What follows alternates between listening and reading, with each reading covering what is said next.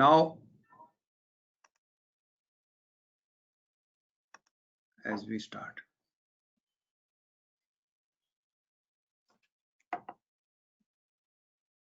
we now start. Namaste. Namaste. Ayu Bhavan, and a very good morning to all of you.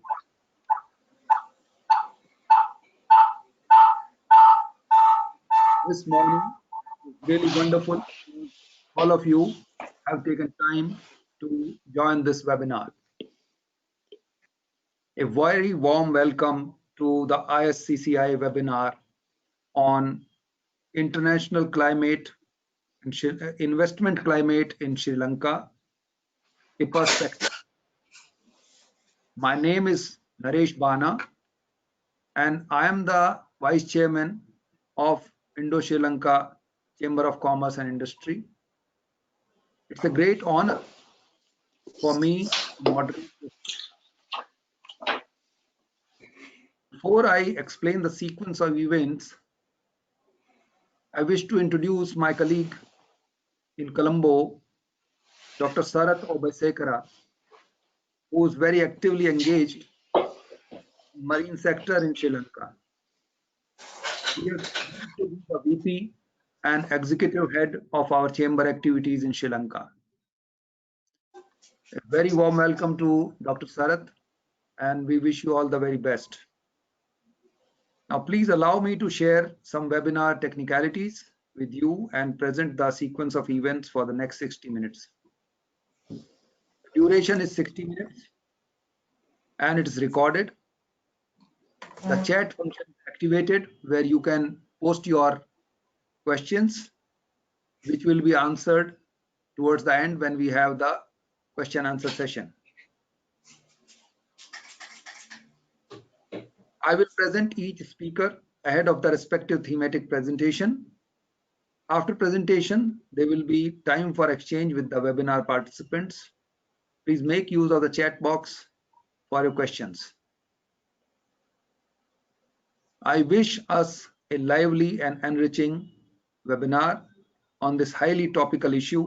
And without further ado, let me introduce our first co-chairman, Dr. Krishna Kumar. Dr. Krishna Kumar is from the Indian Administrative Service initially, then he joined politics, and he has been member of 2 union cabinets in Government of India.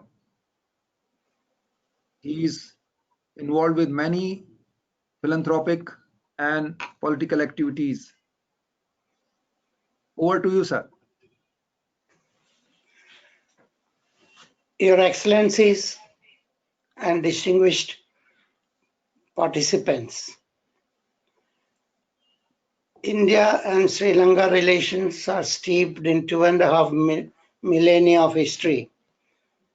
And at this point of time, Sri Lanka is our most valued and crucial neighbor, holding pride of place in our Honorable Prime Minister's policy of neighborhood first.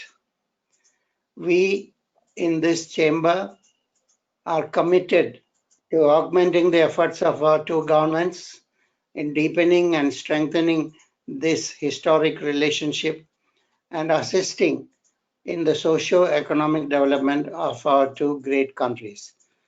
Our chamber is a highly professional body. The team headed by Colonel Naresh Bana, our Executive Vice President. And it is a matter of great pride for us that our distinguished co-chairman, General Rakesh Lamba, happens to be a coursemate of the present Sri Lankan president in India's Wellington Defence Academy. In the past few years, we have identified practical and viable projects for Indian investment in Sri Lanka. It is now our responsibility and desire that we practicalize these projects across the entire spectrum of business, and we are very much satisfied that Sri Lanka's present investment climate is very robust, as is going to be explained by our able colleague and supporter, the most distinguished economic counselor of the Sri Lankan Embassy in New Delhi, Madam Upeksha Samartunga. So we are practical and we want to deliver results. And in the months and years to come, we promise that we will actualize a finite number, the maximum number of Indo-Sri Lanka joint enterprises in the glorious land of Sri Lanka. Thank you. Jai Hind. Thank you very much, sir. Thank you for starting with such a wonderful time management. May I now introduce our next co-chairman, Lieutenant General Rakesh Kumar Lomba, PVSM, AVSM. He has tenanted some of the most important appointments in Indian Army prior to engaging in the activities of this chamber. Over to you, sir. Thank you, Naresh. Good morning, ladies and gentlemen. As one of the founding members of the Indo-Sri Lankan Chambers of Commerce and Industry, it is my proud privilege to welcome you all to the first webinar of our chamber. We intend having a series of webinars which will subsequently touch on specific fields. I also welcome our very esteemed guests and speakers, especially Mrs. Upeksha Samartunga, who is the Minister Commercial at the High Commission of Sri Lanka in India. And also our two speakers, Mr. Vijaya Tilake, Executive Director, Board of Investment Sri Lanka, and Mr. Abhishek Gupta, who is the partner of Ernst & Young. It gives me all immense pleasure to welcome you today, and I'm very grateful to you all to have taken time out from a very busy schedule. Ladies and gentlemen, the Indo-Sri Lankan Chambers of Commerce and Industry was conceived as a bespoke institution to fill a critical void, giving a fillip to commercial and industrial activity. This assumes immense importance today as COVID-19 has virtually brought commercial activity to another during 2020. This webinar is therefore designed to give a boost to commercial and industrial activity as curtains are about to be drawn on 2020. Much has changed in both our countries. This webinar will therefore dilate on the investment climate in Sri Lanka to enable entrepreneurs to prepare for a post-COVID Sri Lanka. Once again, welcome to you all. Thank you, ladies and gentlemen. Thank you very much, sir. And without further ado, let me introduce our third co-chairman located in Sri Lanka, Honorable Nazir Ahmed, Engineer Nazir Ahmed, who is the Member of Parliament and former Chief Minister of Eastern Province. Over to you, sir. Good morning and greetings from Sri Lanka. How are you? In my short intervention, I would like to request the participants to draw their attention to some salient factors which contribute to the strong investment climate that prevails in Sri Lanka at present. Firstly, Sri Lanka has a very stable government with two-thirds majority in parliament after a very long time. Secondly, decision-making by the government has proven to be very efficient in the performance of the government last 1 year. Thirdly, the government is pro-business and attaches the highest importance to promotion of investment and exports. These factors greatly contribute towards increased investor confidence on Sri Lanka. On assuming duties in November 2019, one of the first things His Excellency the President Gotabaya Rajapaksa did was to introduce sweeping reforms to the tax regime in Sri Lanka. although it came under heavy criticism. That was a very right move in line with modern day economic and fiscal policy formulation. Let me also touch briefly on the current Indo-Lanka relations, in which trade and investment is the cornerstone. Since November 2019, both President Gotabaya Rajapaksa and Prime Minister Mahinda Rajapaksa have undertaken state visit to India, which were their first state visit after assuming office. The leaders of both countries have been in constant touch throughout this challenging year, including over the phone. In September 2020, Prime Minister Modi and Prime Minister Rajapaksa held a virtual bilateral summit. External Affairs Minister Dr. S. Jaishankar and Foreign Minister Dinesh Gunawardena have exchanged bilateral visits, overcoming the disruptions caused by the COVID-19 pandemic. And India's National Security Advisor, Shri Ajit Doval, visited Colombo twice this year. Firstly in January and in the context of a plurilateral mechanism last month. Last month, the two countries renewed the MOU to implement the high-impact community development projects called HICDP under India's grant assistance for the next 5 years. India stands ready to partner Sri Lanka for long-term economic growth and development. In this regard, investment and business opportunities will be created in many sectors, including water, sanitation, education, agriculture, and IT, as identified in the vision of the President, vistas of prosperity and splendor. India's development projects in Sri Lanka worth over $3.5 billion in grants and others on very okay concessional credit. In terms of projects being implemented at the ground level, I would like to mention a few just to highlight the strong economic partnership the two countries are forging ahead with. The construction of Jaffna Cultural Center has been completed, and Prime Minister Mahinda Rajapaksa has invited Prime Minister Modi for its inauguration.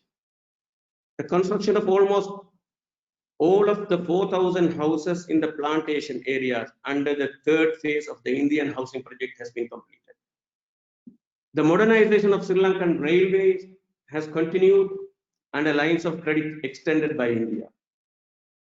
A few $100 million line of credit for solar energy has been approved recently, and the two governments are in intensive discussion for its early implementation.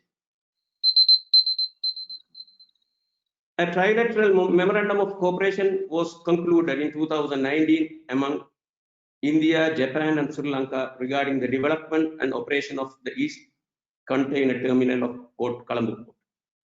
India agreed to a $400 million currency swap in July this year to support Sri Lanka's external financial sector. In conclusion, I would like to mention that our mutually enriching ties are like a large and sacred banyan tree rooted in millennia-old communities. It provides just the right ecosystem for private investment to flourish. Therefore, I extend an open invitation to all interested investors across India to have look Sri Lanka first policy in their expansion and diversification effort. Thank you very much. Thank you, Honorable. Let me now introduce our keynote speaker, Madam Upeka Samaratunga. She is the Minister, Commercial at High Commission of Sri Lanka in New Delhi. Over to you, Madam.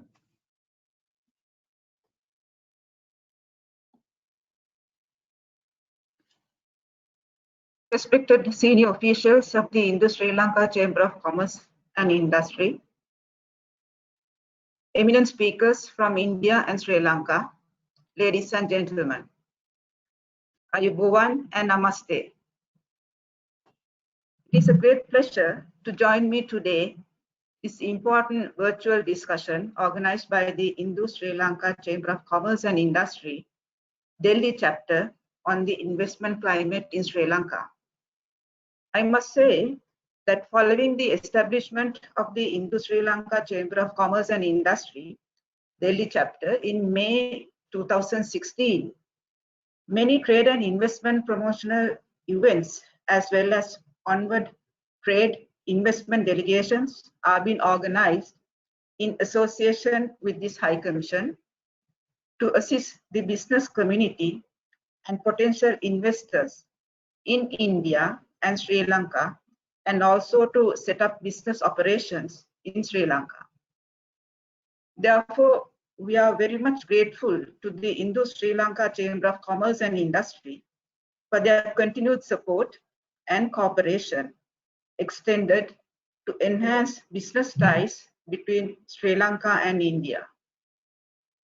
Ladies and gentlemen, I believe this is the most appropriate timing to engage in dialogue with focus on investment ties between India and Sri Lanka, and also to explore opportunities for collaboration when economic recovery has become a top priority for all nations, I would say including Sri Lanka and India, following the severe effect of the global pandemic.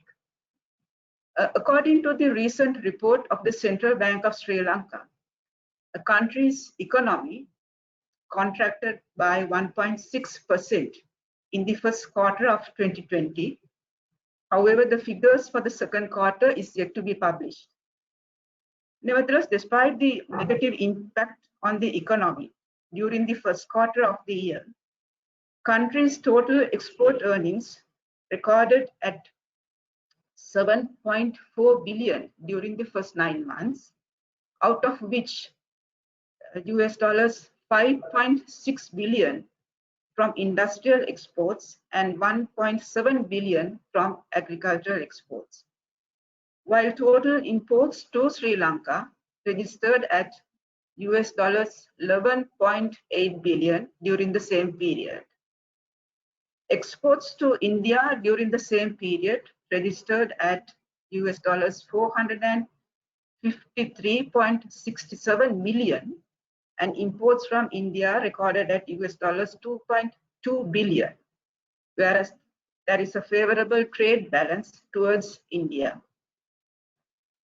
Revenue from the tourism sector is minimal due to closure of the airport since April this year.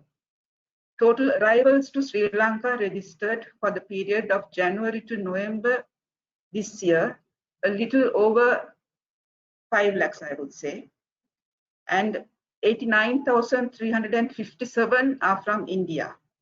That is about 25% of the total arrivals to Sri Lanka.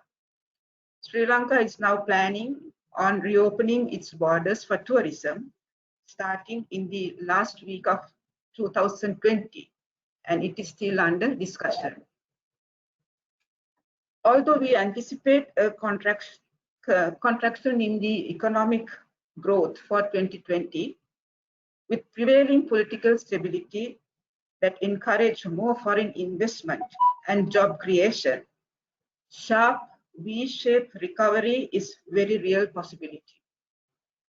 To sustain such recovery in the long run, policy reforms will be made by the government. Under the post-economic revival program, the government focuses on economic and strategic engagements to uplift the domestic industries through joint venture collaboration and to increase foreign direct investment flow to Sri Lanka. In November 2020, government presented its budget for the year 2021, which focuses on strengthening the 2021 to 23 medium-term program of poverty alleviation and economic revival as envisaged within the vistas of prosperity and splendor. That's the policy framework of the government of His Excellency, the President Gotabaya Rajapaksa. Among the budget proposals, consistent tax policy is envisaged for the next 5 years to revive the economy and support several businesses. The simplified tax policies introduced in January 2020 is expected to continue facilitate taxpayers and make tax administration more efficient. Tax concessions to be granted for strategic investments.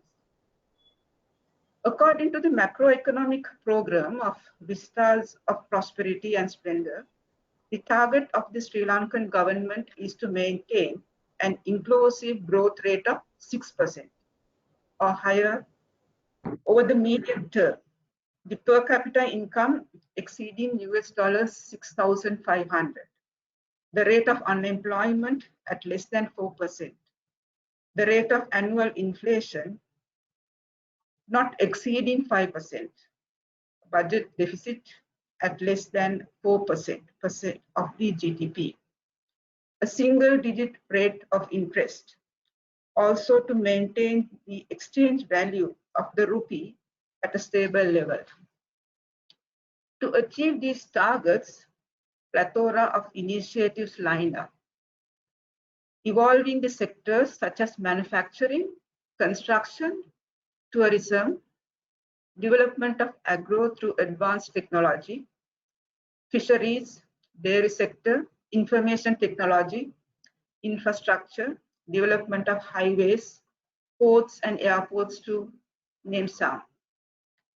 In the context of foreign direct investment, the government is committed in facilitating, projecting, and promoting the liberal investment climate in Sri Lanka by continuing to realign the systems and procedures to suit the modern business needs, and the prospective investors are encouraged to take advantage of these untapped investment opportunities in the island. With this in view, government is in the process of introducing new laws to protect investments and also enhancing the ease of doing business in Sri Lanka.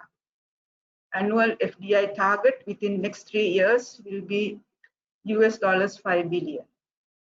We all know that India is one of our key markets as a trading partner, a foreign investor, as well as generating highest number of outbound tourism to Sri Lanka. I believe this is the time that we should collaborate jointly to chart our way forward for mutual benefit. When it comes to foreign investment, the decision is always taken by the potential investor, taking into account their assessment on the economic situation of the investing country, the stability of policies, viability of investment, etc. Ladies and gentlemen, your question is why Sri Lanka?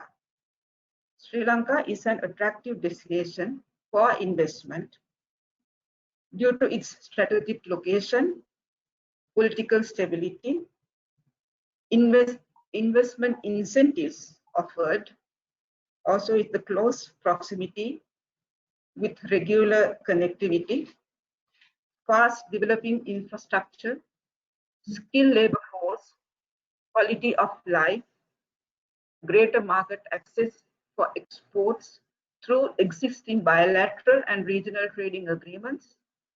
Investors are provided with preferential tax rates, exemptions from exchange control, and 100% repatriation of profits, so on and so forth. We therefore strongly encourage renowned Indian companies to look at Sri Lanka as a potential destination to set up operations. Presentations to be made by the Sri Lanka Board of Investment during the program will provide detailed information on the investment opportunities in Sri Lanka. Further, I note with interest that economic recovery is happening in India. It will bring in positivity, and economic activity will pick up soon. India and Sri Lanka being neighbors, we have so much in common. Our culture, language ties, religious links, which provided a foundation for synergies to build and promote investment links. Ladies and gentlemen, The potential is out there to be tapped, and it could be a win-win situation for both sides. I wish Indo-Sri Lanka Chamber of Commerce and Industry to be the bridge between the two countries. And also I conclude by wishing you all every success in your business endeavors with Sri Lanka in the year 2021, and look forward to facilitate your investment proposals. Thank you very much.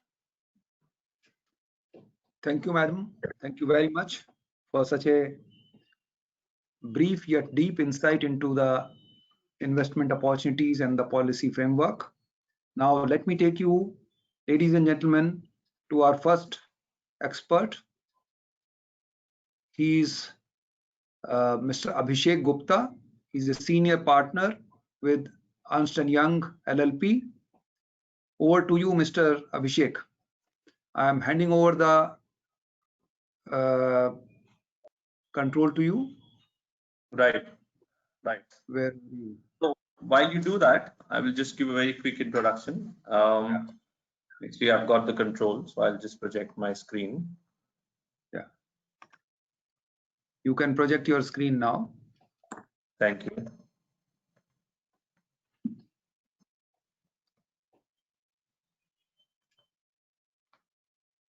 All right, great. Once again, a very good morning to all of you, and thank you so much for making me a part of this. Very quick introduction about myself.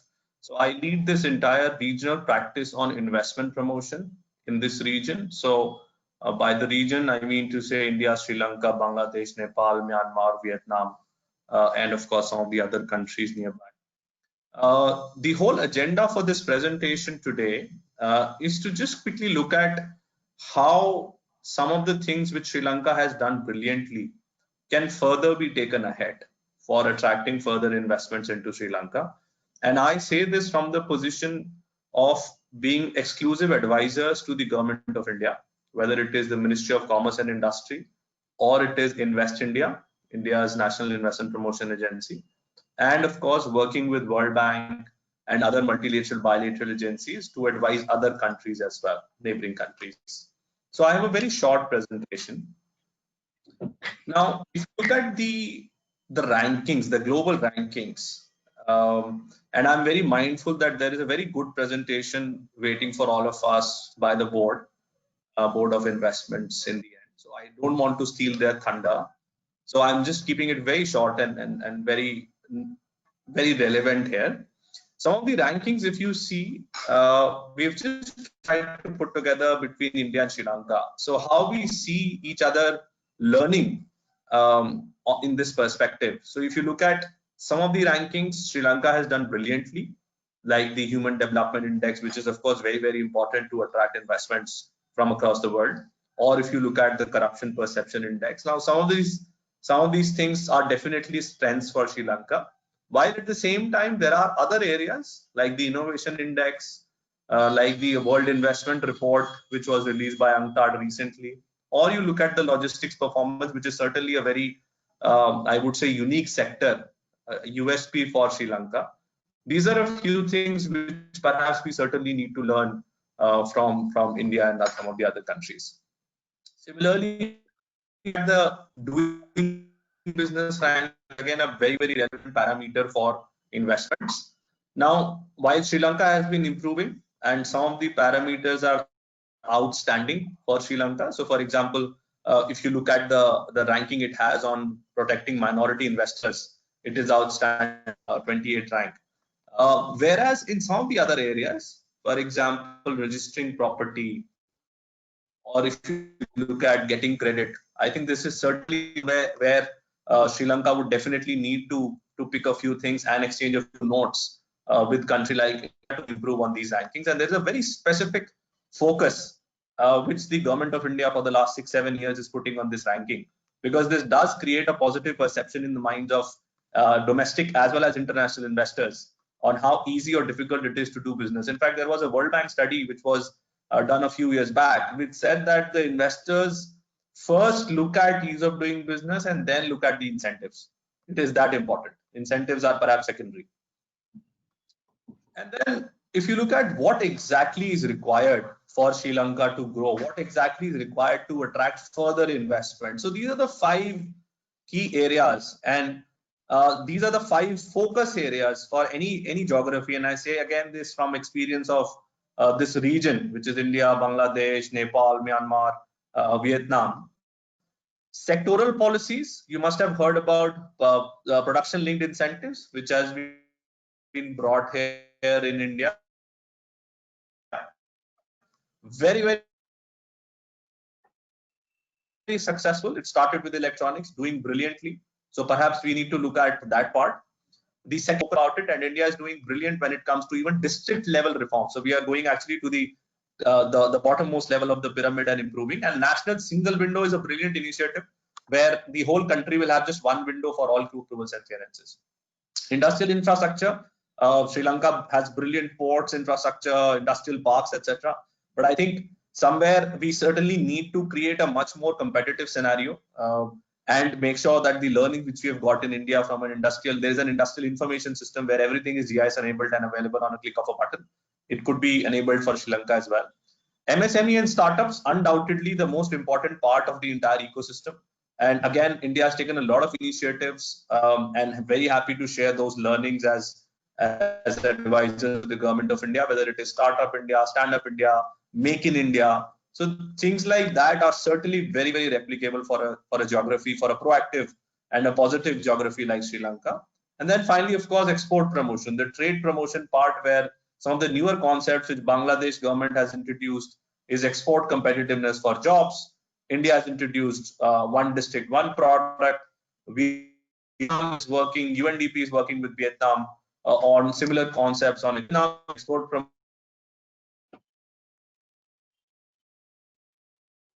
promotion. So I think there is certainly a need of the hour for now to further capitalize on the opportunities of investment which are available in Sri Lanka. And there is no doubt in saying that there are a lot of cross learnings possible. Sri Lanka needs to learn from India. India, of course, needs to learn from Sri Lanka on all of these areas. And mutual help is certainly something which will take the entire region forward. So that's pretty much from my side. I will stop here. And obviously, we'll be very happy to take questions at the end of the entire session. Over to you, Mr. Bharat. Thank you, Mr. Abhishek. And let me take you all to the next speaker of the day, Mr. Prasenjit Vijaytelake, who is the Executive Director in the Board of Investment of Sri Lanka. Let me just first, yeah. Okay, camera on. Yeah, can Okay, you? good morning, everyone. Let me just make you the presenter. Mr. Prasenjit, just hold.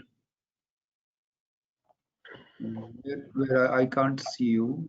I can see you here. Yeah. Okay, now go ahead, Mr. Prasenjit. All yours. Good morning, everyone. Thank you, Naresh. Thank you, Upeka and Abhishek, for the previous for your presentations and your introductions. I'm conscious that we have a very sharp 10-minute slot, so I will get straight into it. Invest in Sri Lanka, and I will also share with you some pertinent investment opportunities in country today. If you could confirm that my presentation screen is visible to all and that there are no obstacles. It's visible, clear. Excellent. Okay, so on to the first slide.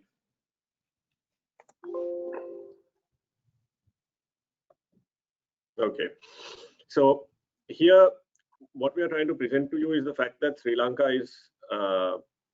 presents multiple opportunities across multiple sectors, and the fact that we have a business environment which is home to a number of foreign companies presently.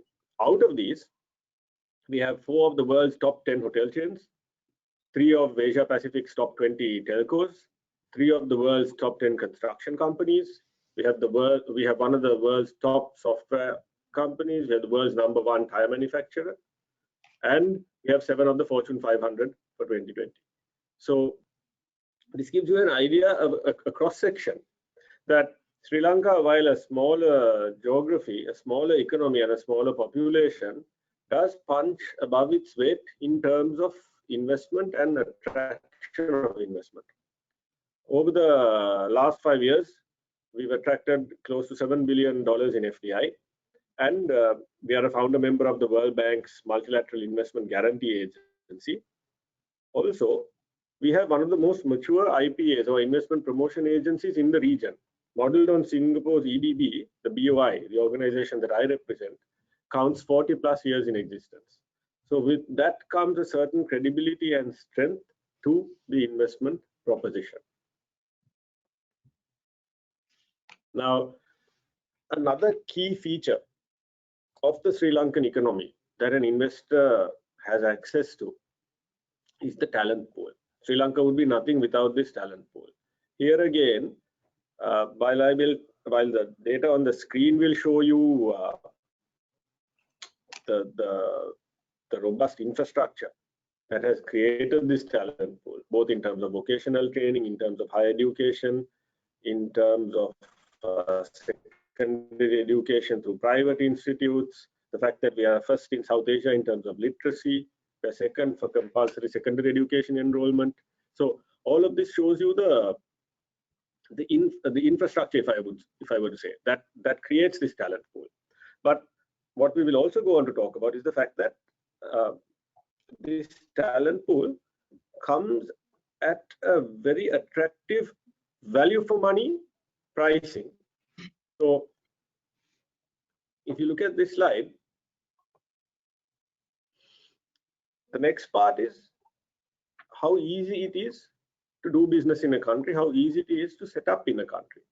Now, we've gone into certain areas outside the traditional ease of doing business ranking of the World Bank. So if you look at it, we are ranked second in the region for starting a business. We are second in the region for quality of infrastructure. We're second in South Asia for doing business, for protecting minority interests. We are first in South Asia in terms of business rankings health. We have a B grade from all major credit rating agencies. We've signed bilateral investment protection agreements with 28 countries, and we have ratified 41 of the ILO conventions, including the 8 core conventions. So this gives some confidence about what you are dealing with when you set up in Sri Lanka.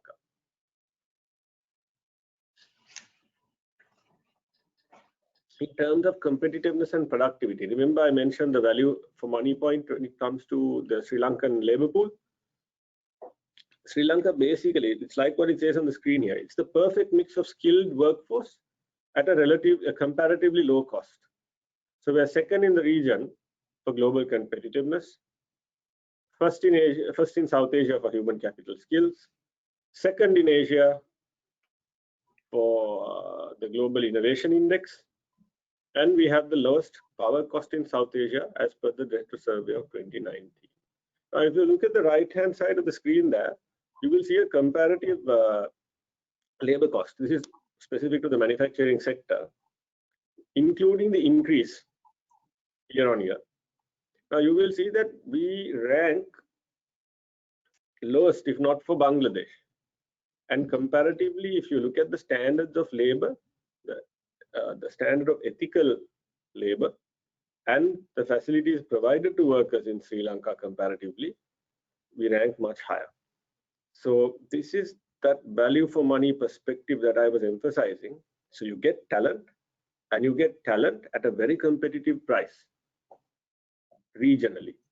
And now this is a very competitive region. So if you look at all the countries there, you've got Thailand, you've got India, you've got Vietnam, you've got the Philippines. All of these are competing for FDI, and Sri Lanka is placed very attractively here.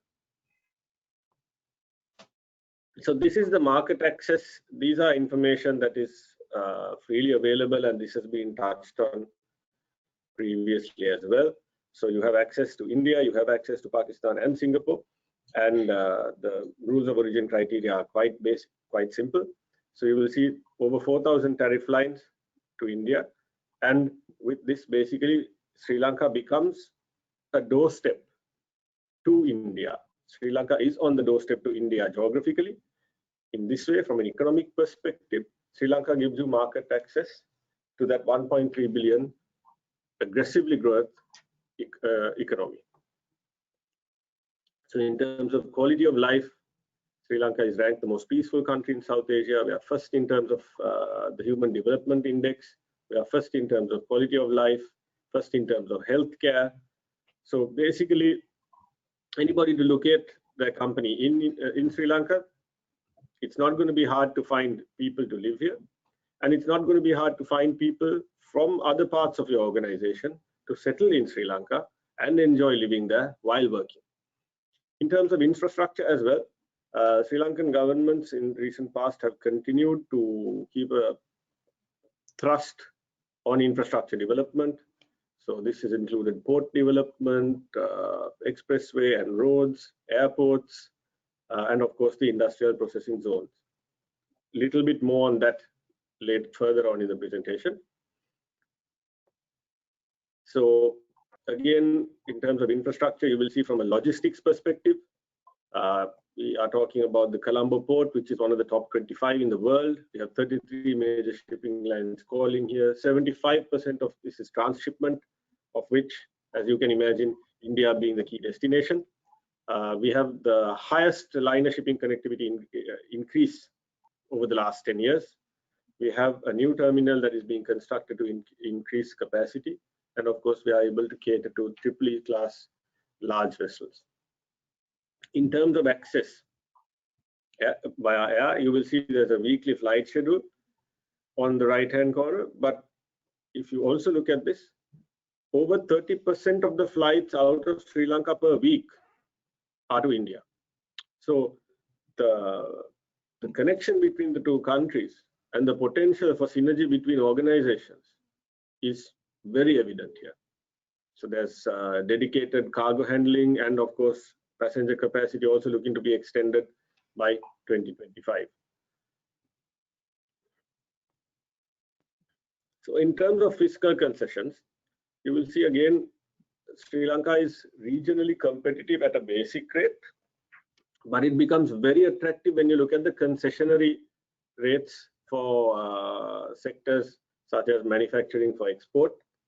And if you go further, for sectors, priority sectors such as agriculture, farming, IT, and export services, you're looking at a zero tax or a tax exemption when it comes to corporate income tax. Now, we have strict intellectual property regime. Your R&D and design patents and so on are guaranteed safety within Sri Lanka. We do not copy and pirate. And of course, there is a 100% deduction on the amount spent on R&D from your taxable income. Similarly, we have in place something called a capital allowance or an accelerated depreciation allowance, where capital expenditure can be set off for periods of between 10 and 25 years, depending on the value of investment. And of course, there's a zero tax rate for dividends paid. And Sri Lanka has DTAs with 45 countries. Now, I will from here move on to the focus sectors. The focus sectors being manufacturing, and under manufacturing, there are opportunities in pharma, apparel, and electronics. And then there's ICT with opportunities in a number of subsectors ranging from knowledge services to R&D. There's hospitality and tourism, which has been and which remains a very strong proposition in Sri Lanka. Up until this year, the sector grew at a CAGR of 35% over the last 5 years. So there's still very strong potential there. Agriculture and food processing, and of course, construction and infrastructure, because essentially this is the enabler for other investment coming into the country.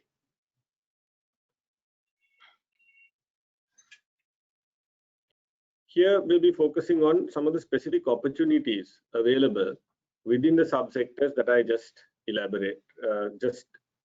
introduced to you. So in the eastern province of Sri Lanka, the government has planned to set up a textile manufacturing zone. Now, the main purpose here is to strengthen the already mature textile industry in the country so that there is also a higher degree of local value addition. There will be forex substitution and saving. And of course, there also it will boost the Sri Lankan manufacturers' ability to meet rules of origin criteria for the GSP Plus. Other synergies such as shorter lead times for raw material, import control, and of course foreign exchange savings. And you will see we have given a number of different types of fabric or textile that is imported for value addition by Sri Lanka's apparel industry. So the idea is to substitute any of these through manufacturing in-house, in-country rather. A similar import substitution drive is reflected in a proposed pharmaceutical zone, this time in the southern part of the country. This will be in 2 phases of 200 acres each. The idea is not only, see, Sri Lanka has free healthcare. So the idea is not just to provide for Sri Lanka's own requirements, but the idea is also to create an independent export vertical 5 years down the line. Along with this, obviously, you will be providing new and different types of employment opportunities and specializations, and with that, an upgrading of skill and technology. So a snapshot of the pharma industry in Sri Lanka is provided there at the bottom right-hand corner. Now, the annual domestic market of $664 million was, this is for last year. The year before that, a figure of close to $750 million was imported. So this demand is also growing at 8 to 10%, and majority import dependent. So the idea is to whittle away at this import component, create a strong local supply vertical, as well as an independent export vertical. So again, a lot of potential and headroom for anything from making both drugs to R&D and even API. On the next slide, we will look at opportunities in rubber. Sri Lanka is considered the solid tire capital of the world at present. And what you're looking at is, again, this time in the Western province, an opportunity to be a player in rubber and related production. So at present, we export almost $1 billion worth of rubber goods. The idea is to double that 5 years down the line, to increase employment by 30%, and more importantly, to increase yield as well. So this means that not just in terms of manufacturing, but if there is investment, that there is investment potential even in terms of plantation and harvesting, post-harvest processing, and so on. So right across the value chain, there is opportunity for investment and thereby to support the growth ambitions of the government. IT is something that we are also trying to both expand as well as change. By change, I mean at the moment, most of the concentration of players are in and around the Western province in the country. So what the ambition is to create opportunities outside of the Western province as well. So you will see there are identified parks in Gampaha, Kandy, and Jaffna, all highly populated areas with educated youth. We are looking at growing from beyond a little over $1 billion as of last year to almost 3 times by 2025. And so obviously there is headroom for investment there. There is headroom to create employment opportunities, which are set to double and go beyond. And there is also headroom in terms of startups. So for anybody already established in India, Sri Lanka provides a perfect India +1 strategy where you diversify your base, but not too much where it's inconveniently out of the way. Timelines are similar, as I mentioned before. Flying in and out is relatively easy under normal circumstances. So communications are well established. So it's a perfect India +1 platform for anybody expanding in the IT phase. On the next slide, we have opportunities in both agriculture and aquaculture. You will see that these are all independent verticals that have been targeted for growth. We have a fair extent of arable land and very good weather for cultivation year round. 60%.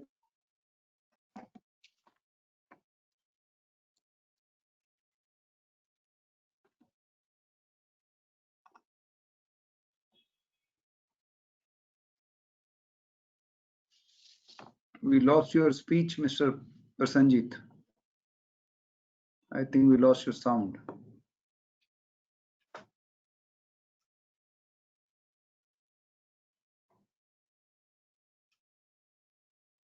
Mr. Prasenjit, can you hear?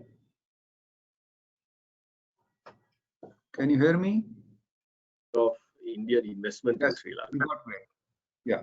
And so you get almost 200 companies in operation, over $1.5 billion of realized investment, and almost 13,000 in terms of employment. You will see some well-known Indian companies here, so that should provide some comfort in terms of the Indian footprint here in Sri Lanka and how well some of these companies are doing. So that brings me to the conclusion of my presentation. We've had to rush a little bit because that's a fair bit of information to get down in 10 minutes. My colleague, Mr. Abdul Rahim, is the desk officer for India, who you can connect with, and I welcome you to connect with him, not only for any presentation-related queries, but any investment-related queries that you may have as well. It has been a pleasure to participate, and we are thankful for this opportunity, Naresh and his colleagues, and we hope that this has been useful to you. Thanks again. Thank you, Prasenjit. Thank you very much for such a detailed yet compressed insight. And now taking you all to the most awaited Q&A section. We already have two questions here, one question and one information. So if Mr. Vajram is here, can you raise your question straight away? Mr. Vajram from Andhra Pradesh. He had sent in his question by way of email. Basically, he wishes to know what are the policy framework and options for a large paint manufacturer to set up business in Sri Lanka. Mr. Prasenjit. So this is a sector that we could consider. A couple of factors would, it will be on case-by-case basis. One of the most crucial factors when it comes to anything related to a pigment, dye, or thereby paint would be any potential environmental impact. So the type of paint, the base and so on would be important. Based on that, we would have to arrive at, provided that there is no negative impact on the environment, we will then have to look at a specific location based on the requirements of the company, and we can consider that. Here again, there would be different rules of engagement if it were purely to cater to the local market, or if you were looking to export out of Sri Lanka, in which case, as an export manufacturer, you would be expected to export at a minimum of 80% of your production, and 20% can then be supplied to the local market. Thank you. Is there any questions from the delegates who are present here? Kindly unmute yourself and speak.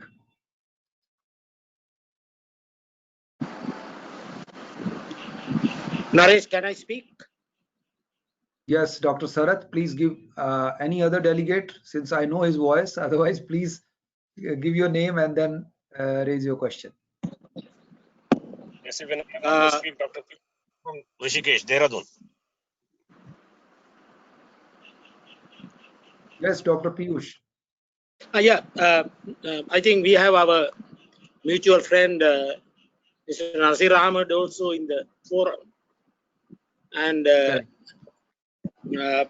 have been participating in actively in the activities of American Chamber of Commerce lately, and we are having the final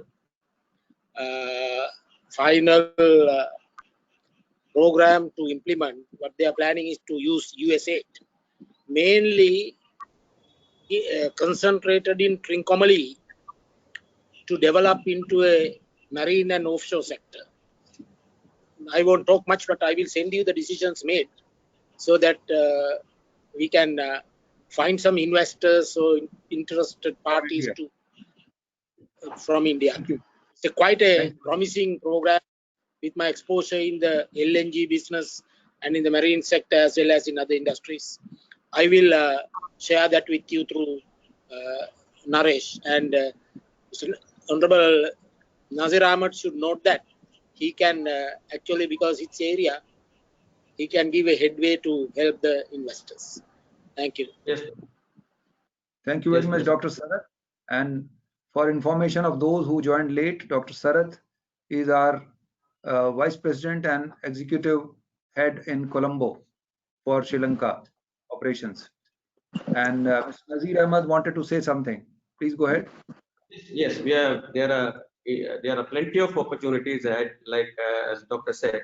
In addition to that, there is plenty of opportunities in the inland fisheries development and agriculture sector, plenty of lands available. So we are looking at all those development as our BOI Executive Director said, plenty of skilled workers available in the Eastern Bloc. Thank you, Abdul. Thank you. So anybody wants, please, we are here to support you and give all the assistance what is needed and to take any investment forward as soon as possible.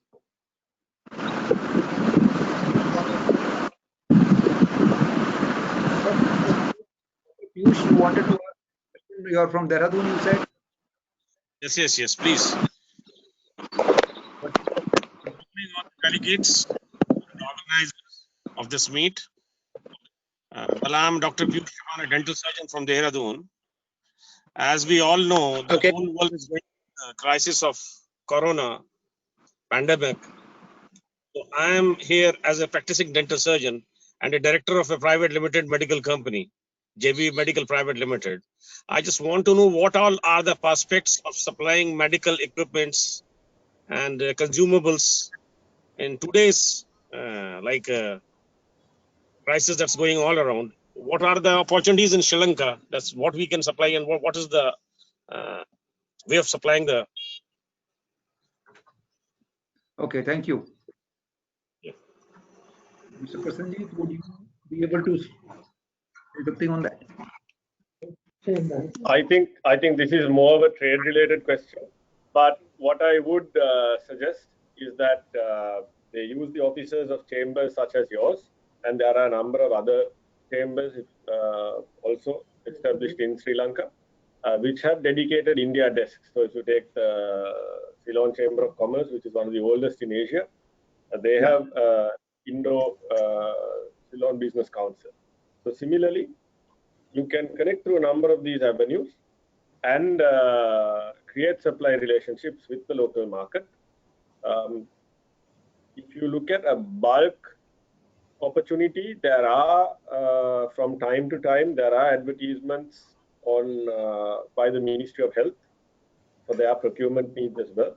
So it would really depend on what you are looking to supply, what specific parts of medical equipment, what subsectors and so on, and what the local demand would be. So your best source for this kind of a cold call, let's say, would be to partner with a local chamber or a member of a local chamber. Thank you. Then the providers of that company are also established. Okay, thank you. Thank you very much. Any other questions? Delegate, yes, please go ahead. I have a question. I'm Pavanjit Aluwalia from New Delhi.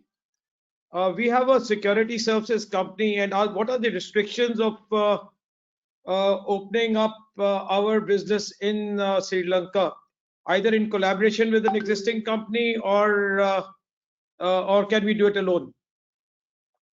When you say security service, I'm assuming you are talking about providing security manpower to. One of the things is that security manpower, security consulting, risk consulting. But if you have to start, and let's say if you have to go across the manpower way, what would be the restrictions, or what would be the precautionary? In terms of the consultancy, there will be little to no restrictions. But in terms of the manpower, there would be certain restrictions. Your first lead would be to obtain some kind of concurrence from the Ministry of Defence, because again, it will depend based on if you look at providing armed security services and so on. There are a number of different specificities there. So you will need clearance, and at the same time there will be the recruitment perspective also, because the understanding would be that you would have to hire Sri Lankan manpower for the service. So you would be the business owner and operator.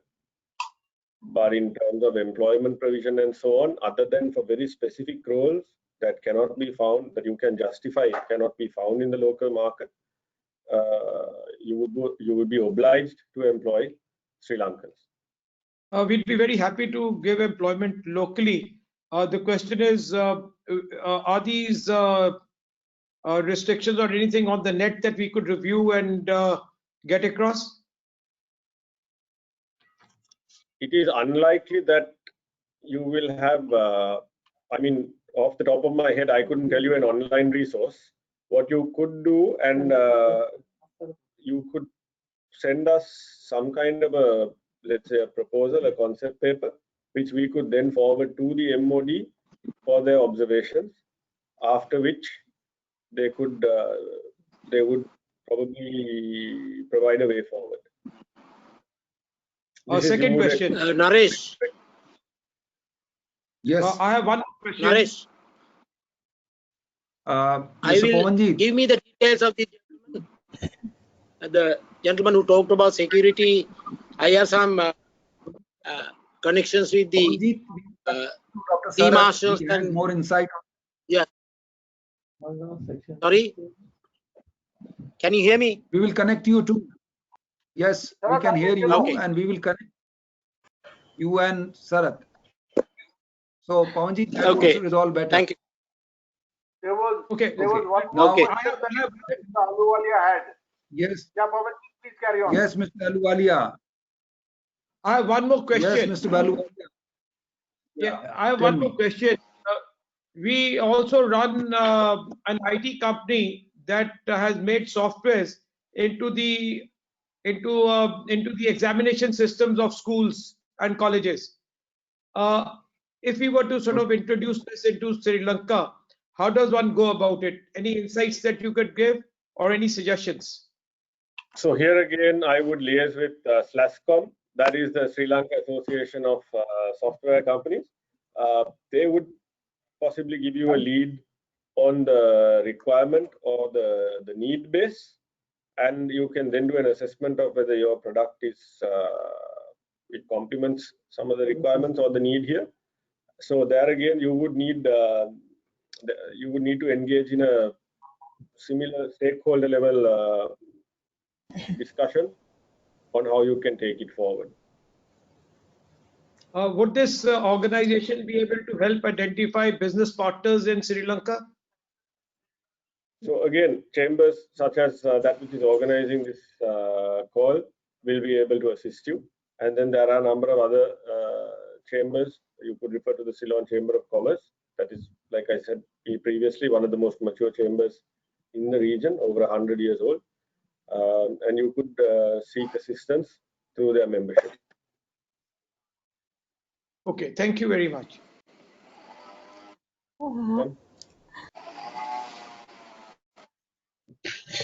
Hello to all panelists and all the participants. I'm Ankit Mehta from Mehta Steels India.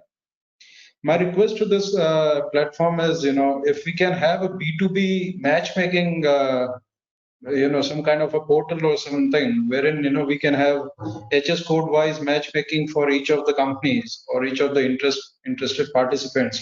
That could be helpful for everybody present here, and it could be also lead to some real businesses.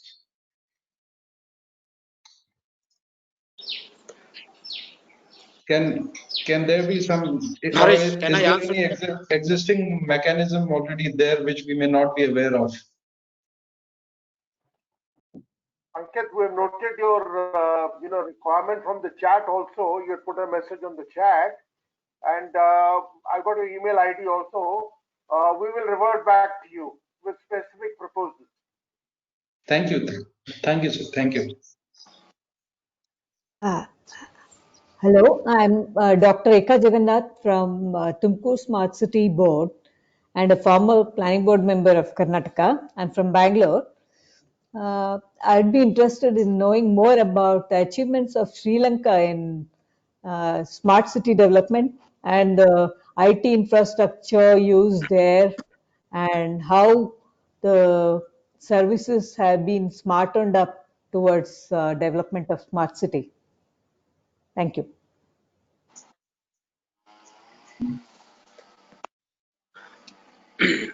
Naresh, I think we should connect Dr.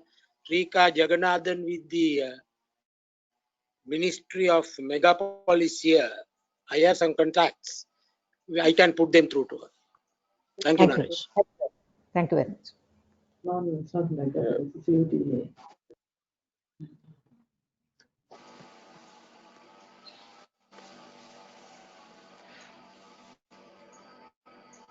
Can I make a request, Naresh? Naresh? Tarak, please go ahead. We are done. We are looking for software development companies who are involved in design and computer-aided design technology for offshore oil and gas industry. Our plan is to develop that industry in Sri Lanka and get large American companies to establish in Colombo, especially in the port city. If there are any Indian companies who work for Reliance or ONGC, I would like to have some contacts. As I am the chairman of this advisory board, I can have a B2B meeting with local software developers because we have a very highly skilled CAD/CAM operators and designers. I would like to offer that to the members or participants. If you have any idea, please revert back. Thank you, Naresh.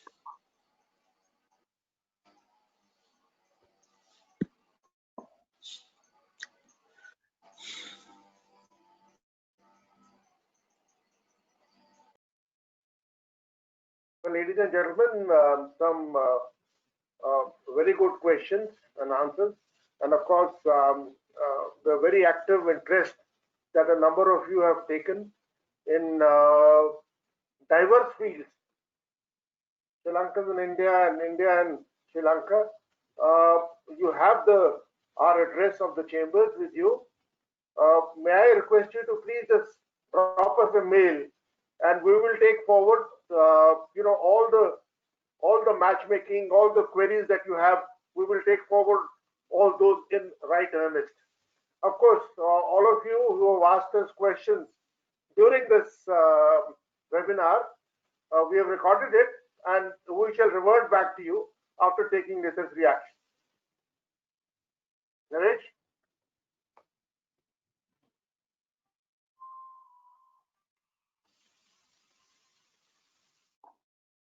Naresh, you're muted. All right. So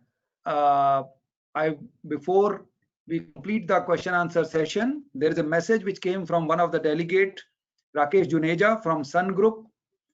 They are quite big in the IT, and they are keen to share transfer of technology for niche ruggedized communication equipment for offshore, defense, and other disaster management kind of things in Sri Lanka. So we'll connect them also to the desired delegates. Thank you very much, everybody. And the question answer session has gone beyond our time limit, but still it was quite engaging and enriching. I'm sure it has been beneficial to everybody. And let me thank Minister Councillor Madam Opeka to have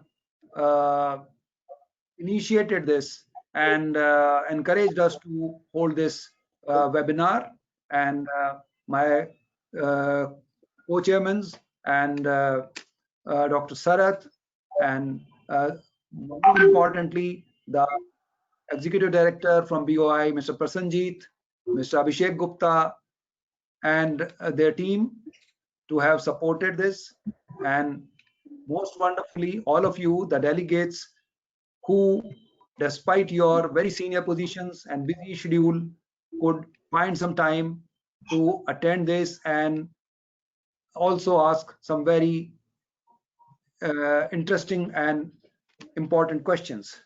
Thank you very much. And it brings us to the end of this webinar. Thank you very much. Ayu Bhavan, namaste, and have a good day. Thank you. Thank you, everybody. Thank you very much. Thank you. Everyone. Thank you. Complete our